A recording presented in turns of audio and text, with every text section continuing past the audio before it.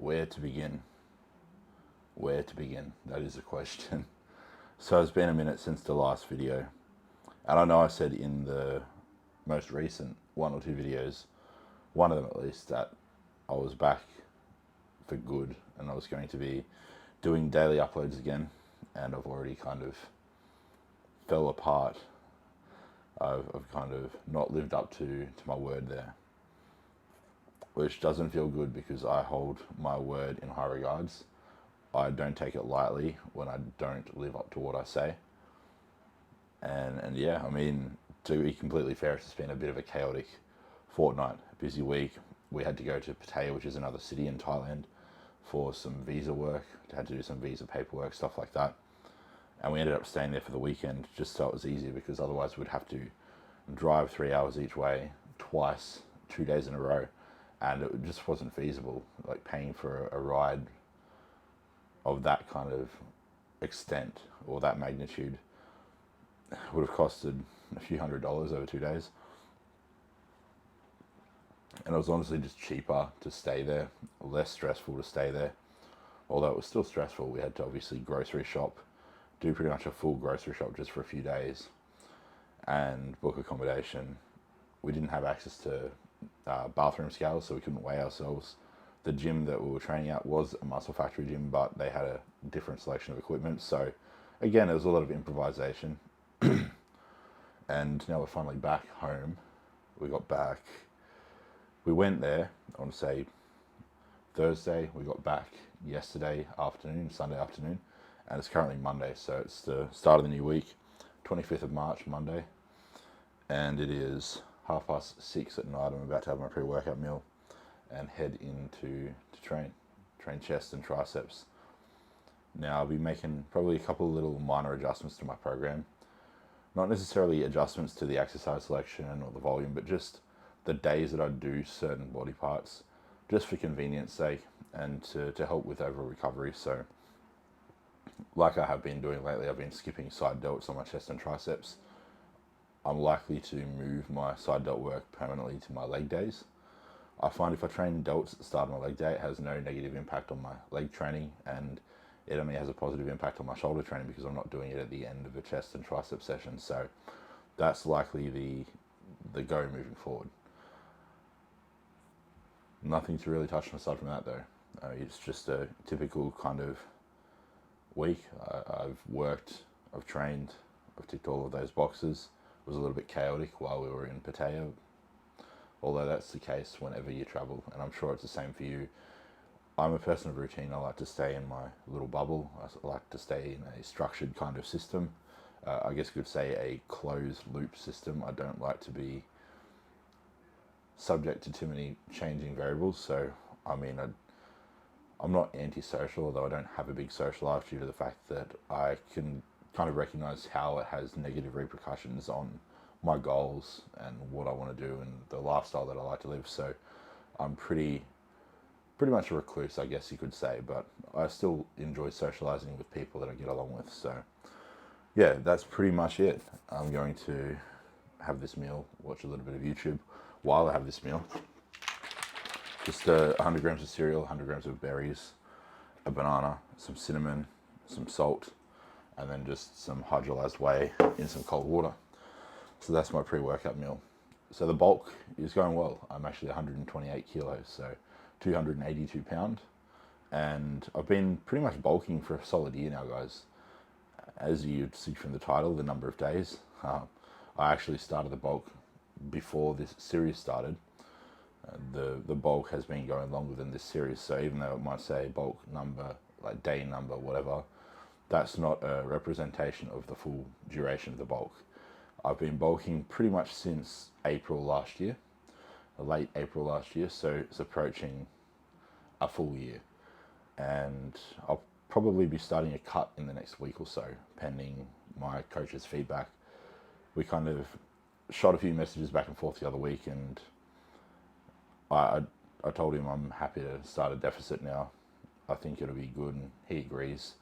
I mean, a year in a surplus minus a 5-week mini cut is a pretty decent amount of time growing, or time spent growing, and so there's going to be some solid tissue that's been acquired. or solid tissue that's been accrued. And it'll be interesting to see what everything looks like once we've kind of stripped the fat off, because me personally, my current body composition, for me, this is fat as fuck. And so it'll be interesting to see what the rig looks like once we kind of peel off the layers, I guess you could say. Calories are sitting about just shy of 6,000 calories a day on average. So I have more some days, less other days, depending on whether it's a rest day or a training day and what kind of a training day it is, that sort of thing. But on average, about just shy of 6,000 calories, about 5,800 calories.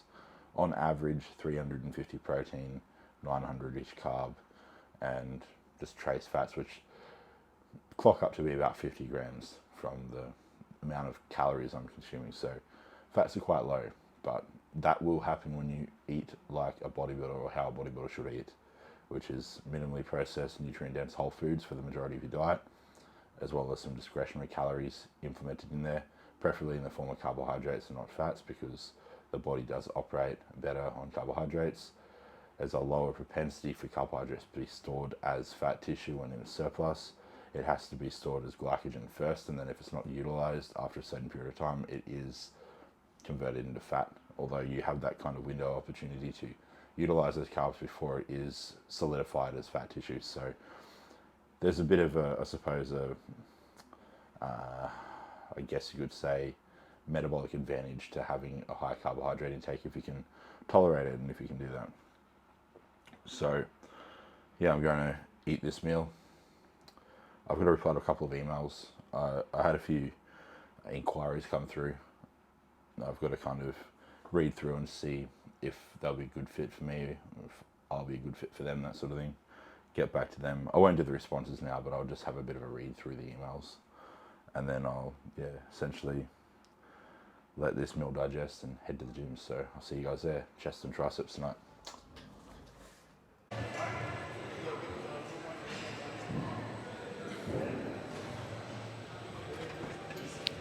Okay, so we've done a warm-up set. Feels pretty good. Before I do the first working set, I'm just going to state the microphone settings that I got right now for my own future reference. So that way, if I'm happy with the quality of the audio of this clip, I can keep the settings and the way I set up the mics the same moving forward. If I don't like it, if I'm not happy with it, then I can listen to it closely and try to determine what I need to adjust next time. So I've got it on the minimal volume setting, and I've got the windsock on. You don't need to make any note of that, guys, it's just for me. But one warm-up set at 210 pounds. Now it's time for 310 pounds. Working weight. Big boy weights today, because I've lowered the rep range from 12 to 20 all the way down to 8 to 12 for this. Just to try reduce the amount of fatigue and still keep the mechanical tension high in the sets, because I am training calves about 3 times a week.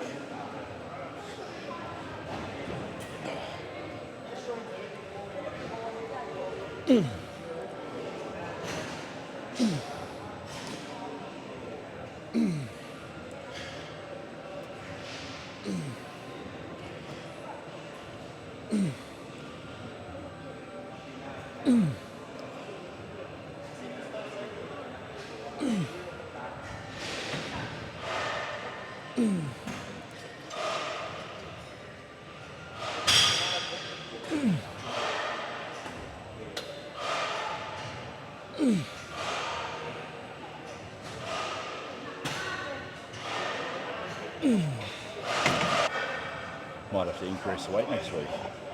This is my first week at this weight and hit 12 reps. That was unexpected, I'll definitely say that. Very unexpected. Again, it is a calf raise, it's not really anything significant when it comes to movements and that sort of thing, so doesn't surprise me, I guess, when I really think about it.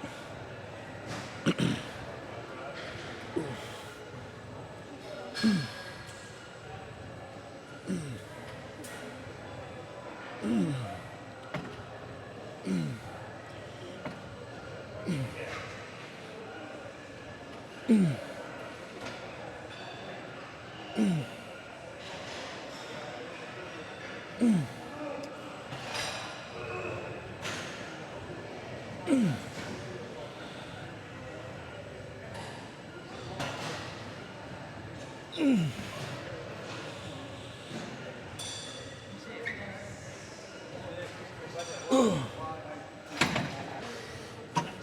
I might put the seat forward one notch.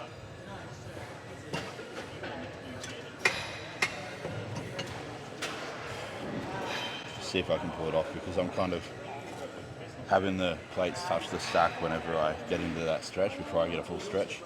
But I don't know if moving it one notch further forward, the seat that is, will be too much of a change to the point where I can't even get full knee extension. So we just have to see, trial it out.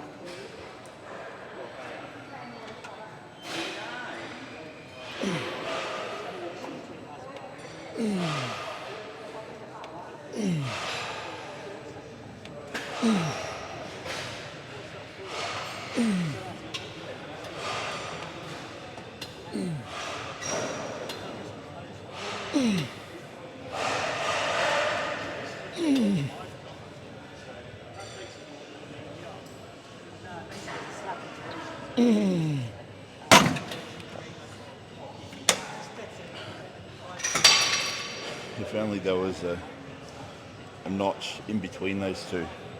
The first one, the one that I was using for the first 2 sets, was too far back. That one was too far forward. Just need one just in the middle. That would have been perfect, but oh well. So the fly machine I usually use is currently taken. So just gonna improvise.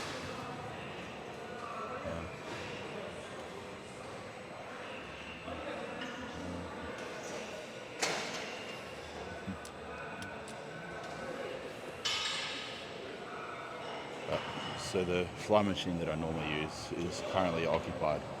So I'm going to improvise and use this old Life Fitness pec deck.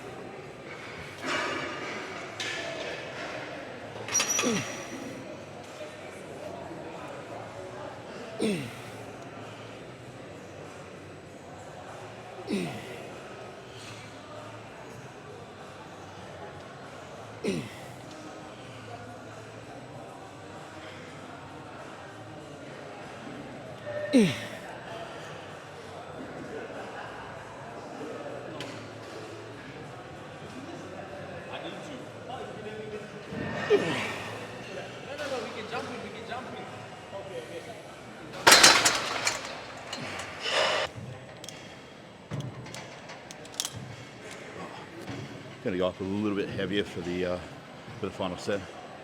But before I do this final set, I figured I'd talk about rep ranges for a little bit. So, like, you've obviously seen me do a variety of different rep ranges. I mean, when it comes to building muscle, like, you're probably wondering, is there like a rep range that's superior for muscle growth? And ultimately, like, there really isn't a rep range that's superior for muscle growth. Anything between like the 5 and 25 or even 5 and 30 reps is gonna elicit some sort of growth response. Now, as you go higher in that rep range, or that range of repetitions, I should say, because there's multiple rep ranges that people use within that, you get more fatigue per set. So that's not necessarily ideal. What you want to do is, where possible, try use more low, moderate rep ranges, and then where it's not possible, use some of those high rep ranges, because provided that you're approaching failure, you're still going to get some sort of a growth response. The stimulus you're looking for muscle growth, anywhere between that 5 to 30 rep range. The only benefit of those lower, more moderate rep ranges is you accumulate less fatigue, so less muscle damage, which isn't really conducive to muscle growth. We want mechanical tension, so the idea of using those low rep ranges is we minimize the amount of fatigue per set that we accumulate, therefore we can do more effective training and accumulate less fatigue over time. And it's going to lead to better fatigue management and ultimately better muscle growth. There's always going to be exercises though that you just simply can't do in those lower rep ranges though. So that's where the utility of those higher rep ranges or those moderate rep ranges come into play. Like if you're doing, say, a lateral raise or a rear delt fly, you're not going to do 5 to 10 reps because that'd just fuck your shoulders up. So you do those more moderate, higher rep ranges, and as long as you're approaching failure, it's still going to stimulate growth. So that's the utility of them. And when you're doing an isolation versus a compound exercise, if you do a higher rep range for that exercise, you're going to accumulate less fatigue for those isolation exercises than you are for like a compound exercise. If you did squats for 20 to 30 reps, you'd be absolutely cooked after that. Whereas if you did leg extensions for 20 to 30 reps, different story. So anything between 5 and 30 reps is useful and conducive to muscle growth at the end of the day. You just got to be strategic with what kind of rep range you allocate to what exercise, because not all exercises are created equal.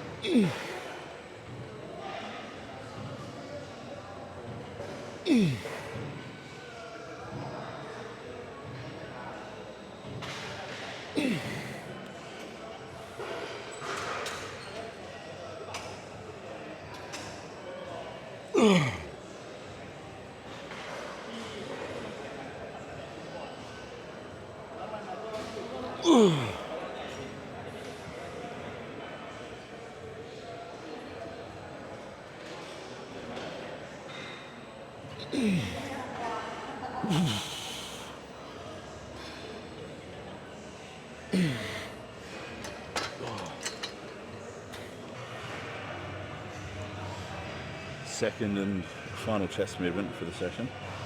The sort of call it hammer strength incline press. They've got a couple of different kind of iterations or styles of these. That's hammer strength, that is. I mean, they've got some newer models that feel a little bit different. The actual movement's a little bit different, but I kind of like this one. If you haven't got good shoulder mobility though, you're probably going to have a hard time doing this. So I'd probably work on fixing your shitty shoulder mobility if you have it before attempting to use this machine. I've got 3 sets. I got 12 for all 3 sets, I believe, at this weight last week. So what I'll do is if I get 12 at this weight this week for the first set, I'll escalate the weight, assuming it feels good, assuming it feels like a good, comfortable 12. And yeah, I'll escalate the weight for the final 2 sets and just aim for a lower end of the rep range. Let's see how this goes.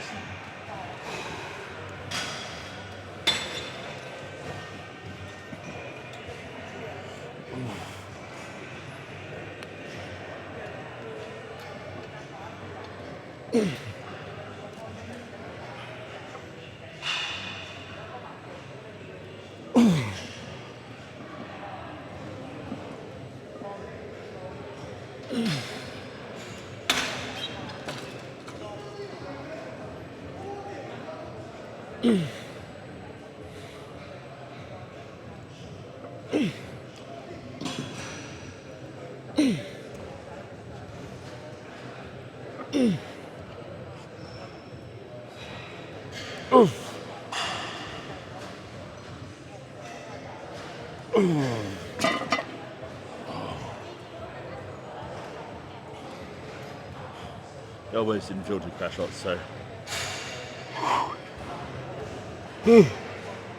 I'll keep it at that weight for the second set. The second set feels noticeably better.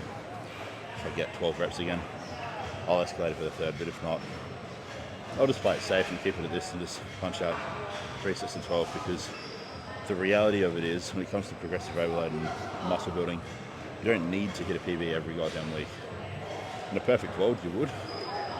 Although, if it's not on the cards, it's not on the cards. Just match what you did the previous week.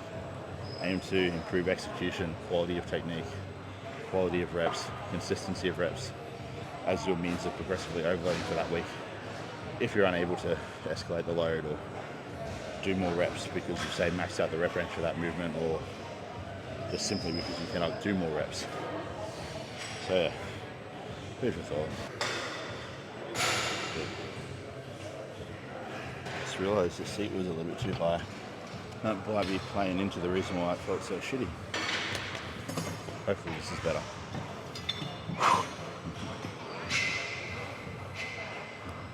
Whew.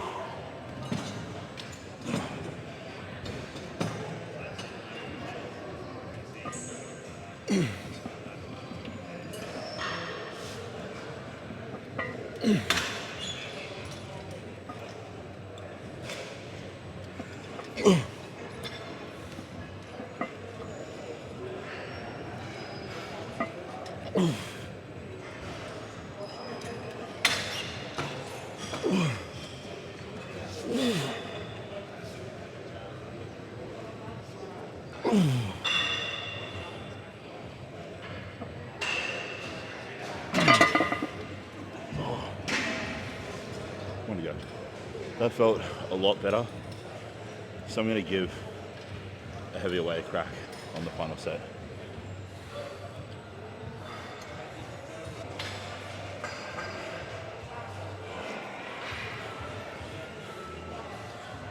Drink some yeah-yeahs before this final set. Yeah, I'm that guy. I chuck an extra plate each side when I go up in weight. It's stupid. It's really stupid, to be honest. But don't do this. For God's sakes, just be more sensible than me. If you're going to escalate the weight, just add an increment each side.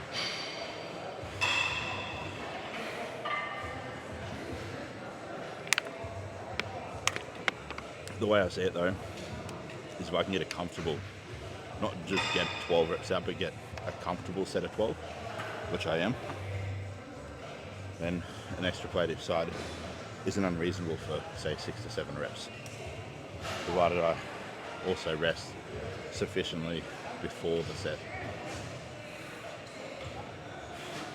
I guess that's another thing to talk about, rest periods, rest intervals. Like, how long should you rest? It really depends ultimately. Most people honestly don't train hard enough to warrant a 3+ minute rest between sets. Now I'm talking most people in the gym who are training for hypertrophy. Powerlifting, that's another thing in its own. But when we're talking muscle growth, the reality is most people honestly are not training hard enough to warrant a 3-minute rest interval or longer than that. I would say just rest until you feel ready to go again. And if you're really anal retentive about how long to rest, do that. Rest for as long as you feel you need to, and keep track of how long that is. And say track the rest interval for 5 or 6 individual sets. Add them together, divide them by the number of sets that you recorded the rest intervals for, and get an average rest interval. Then just use that, apply that to your own training, because that's probably going to be more accurate than, say, an arbitrary rest for 3 minutes. So ultimately you want to rest enough to feel like you can perform your absolute best on the next set, but not any longer than that, if that makes sense. There's always exceptions to the rule, but that's a good general rule of thumb.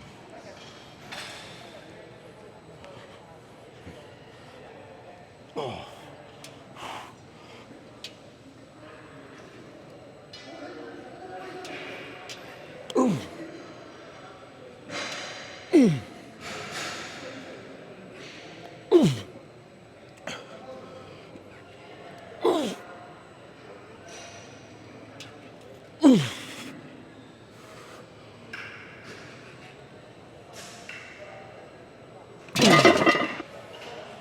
Right. So as an alternative to increasing the working sets on my pre-existing chest movements, because I've only got 2 chest movements in this session, I'm going to throw in a third one, because I find the sweet spot for me is 2 to 3 chest movements a session. If I do more than that, I'm just wasting my time, and I'm getting more neurological adaptations than I am actual muscular adaptations. However, when I'm only doing 2 chest movements, sometimes it's not enough, and that becomes apparent kind of midway through the block. So I'm introducing this, just 2 sets, nothing crazy, and a bit lighter, really focusing on the stretch in this, because I get a real good stretch on decline machines. And I don't think the peak contraction is quite as good on a decline press as it is on an incline press. Incline presses, I tend to focus and emphasize a little bit more on that contraction. Like, I'm still getting a stretch, but I'll try get more of a contraction on an incline press, whereas a decline press, I almost kind of do like a soft lockout style where I don't really fully lock out the reps. I find I just really want to kind of spend as much time in that stretch position.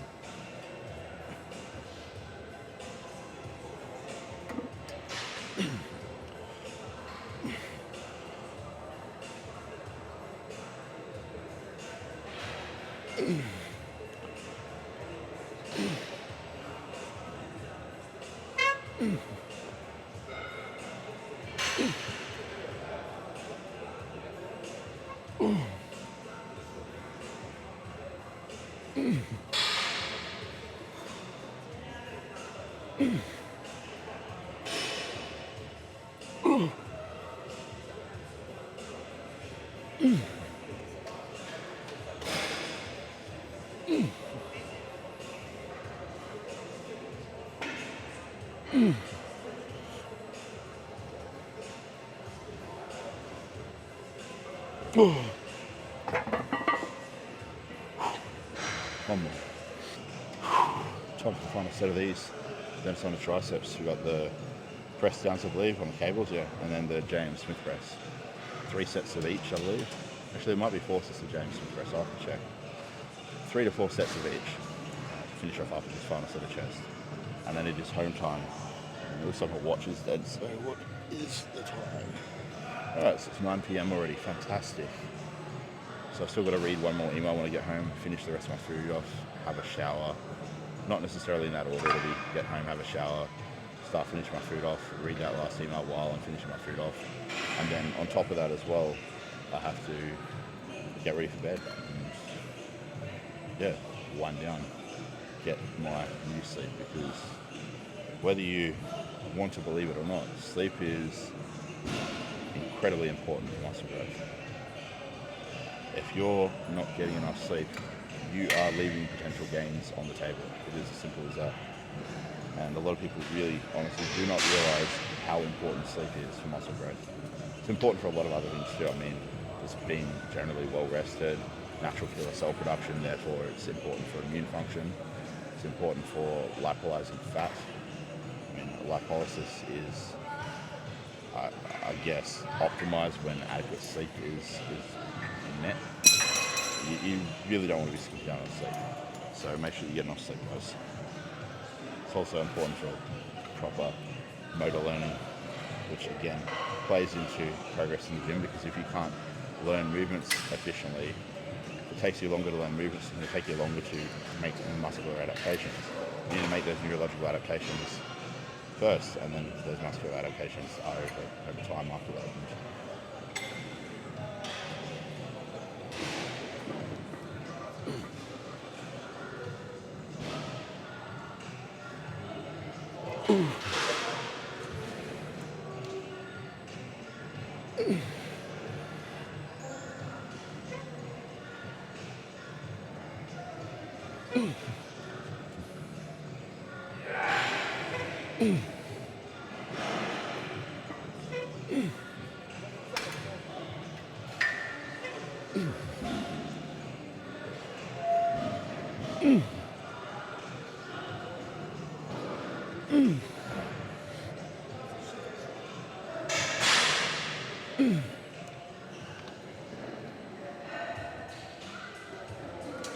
Oh.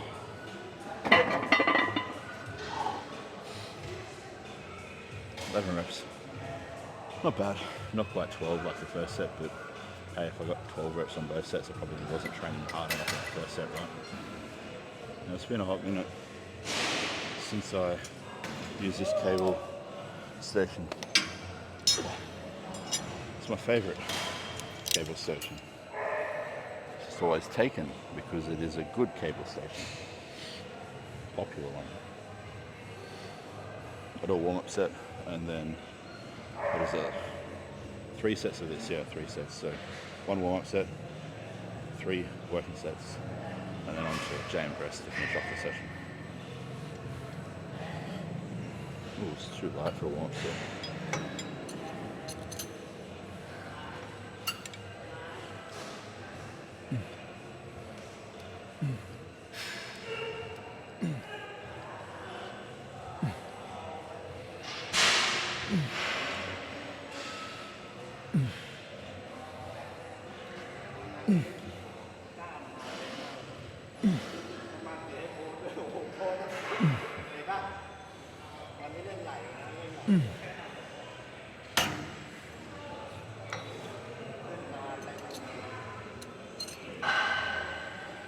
Actually, it's too light last time for memory. I'll go 1 plate up, plate number 14. So I'm pretty sure 13 I hit somewhere between 12 and 15 reps. I think it's closer to 15. So I'll try to get at least 10 with this. 10 is kind of like the lower limit, I guess you could say. Lower limit, if that's a thing. It's the lowest I can go basically in reps for triceps work before, or at least on isolation triceps work. On JM press and stuff, I can go down to 10 reps with no issues, but it's kind of like the absolute limit for how low I can go on extensions, press downs and things of that sort, those single joint tricep movements. If I go lower than 10 reps per set, it just feels like absolute cancer and absolute AIDS on the joints. Set number 1.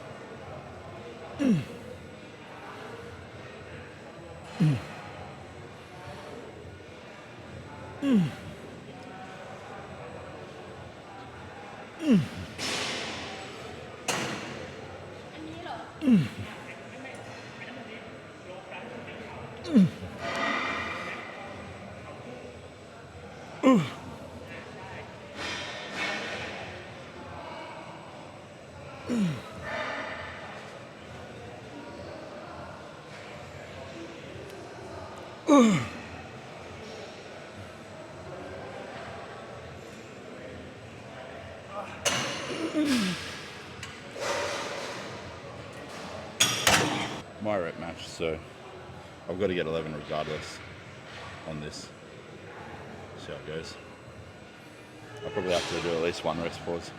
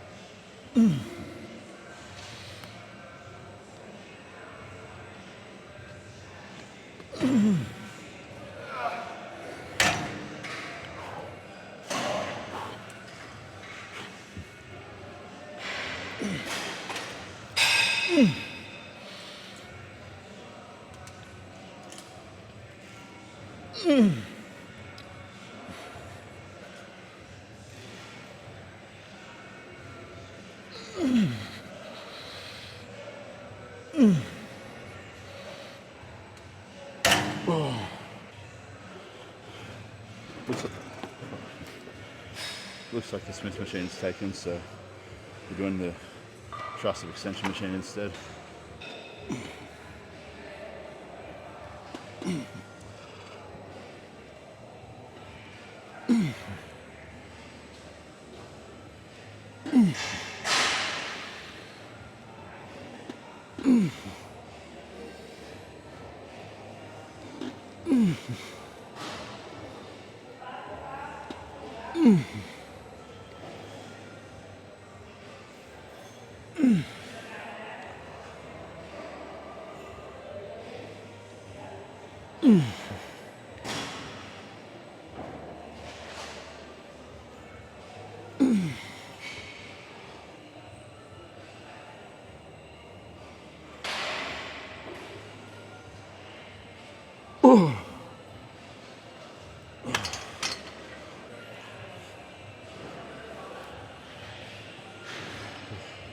No, I would go heavier on these if they had some sort of like a seat belt to kind of keep you in the machine, but I kind of lift off if I do anything heavier, or if I sit down in the machine, try lifting anything heavier, I start bracing hips, and it's an ab workout more than it is a tricep workout. So sticking with the 140 pound and just making it as challenging as I can by keeping the negative slow, pausing in the stretch, and you know what.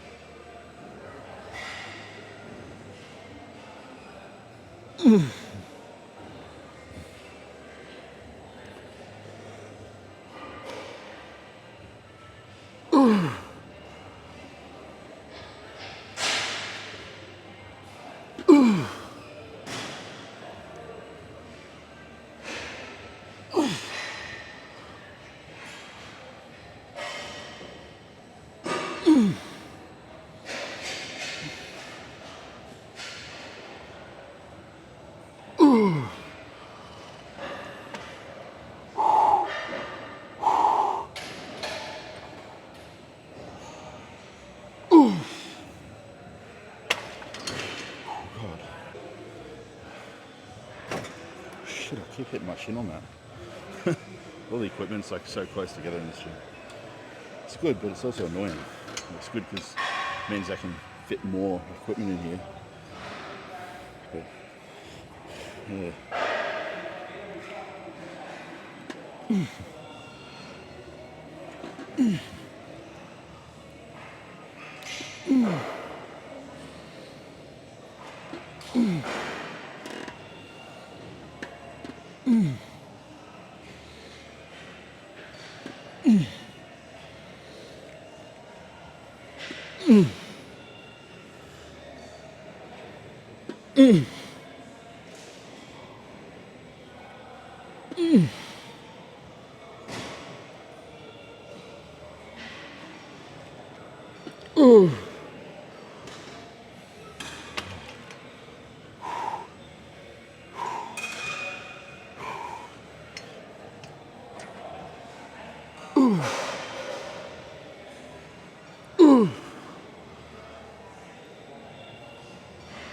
Ooh.